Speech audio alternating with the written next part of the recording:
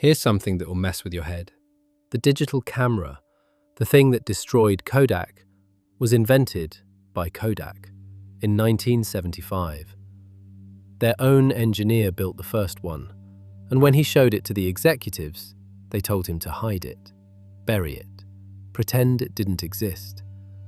They had their reasons, and honestly, those reasons made perfect sense at the time. But that one decision to hide their own invention cost them everything. By 1996, the Eastman Kodak Company employed over 140,000 people and held a market capitalization of $28 billion. Its dominance was absolute, controlling 90% of the United States film market.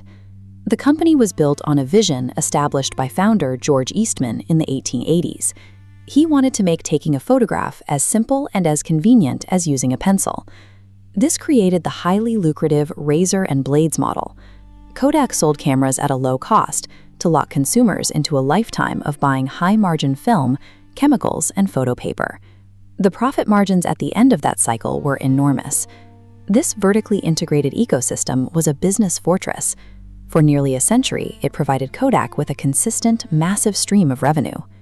In 1975, deep inside Kodak's R&D lab, 24-year-old electrical engineer Steve Sasson was handed a new component called a charge-coupled device, or CCD.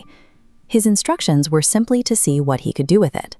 Working with spare parts from a movie camera and a digital voltmeter, Sasson built this, a toaster-sized 8-pound device.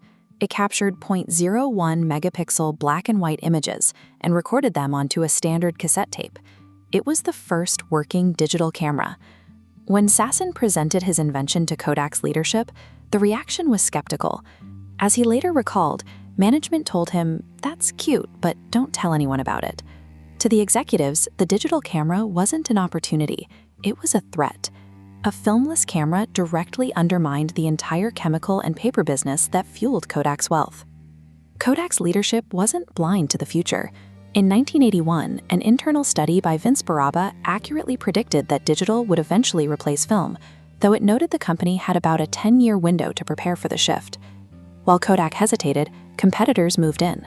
In 1981, Sony unveiled the Mavica, a prototype camera that stored still images on 2-inch magnetic discs called Mavipaks. The era of filmless photography had begun. Kodak was paralyzed by the innovator's dilemma. Executives were unwilling to destroy a highly profitable, multi-billion-dollar film business to embrace an unproven, low-margin digital technology that their most important customers hadn't asked for yet.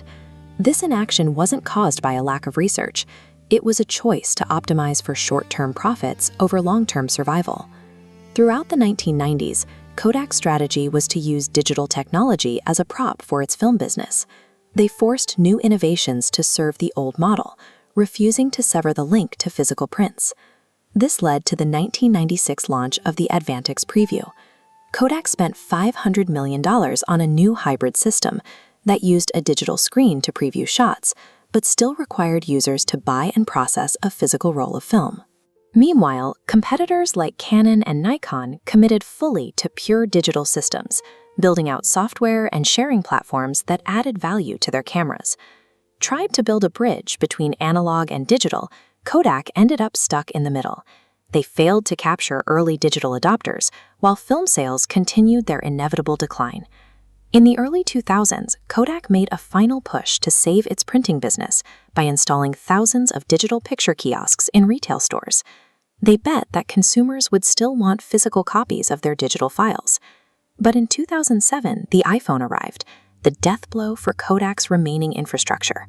The smartphone severed the link between taking a photo and needing a print. Photographs were no longer physical objects. They were data files meant for instant sharing. This shift eradicated the consumer need for Kodak's chemical and paper supply chain.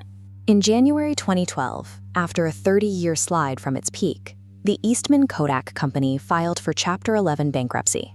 The company was hollowed out. It sold off its vast patent portfolio and shut down its camera manufacturing units. It emerged as a much smaller player in the commercial printing market. Kodak's history is proof that past success is the greatest obstacle to future innovation. If an organization is unwilling to disrupt its own business model, the market will eventually do it for them.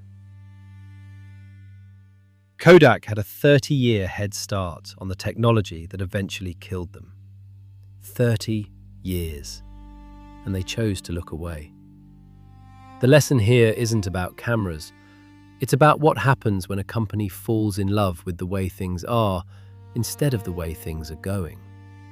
Hit subscribe. I cover one of these every day.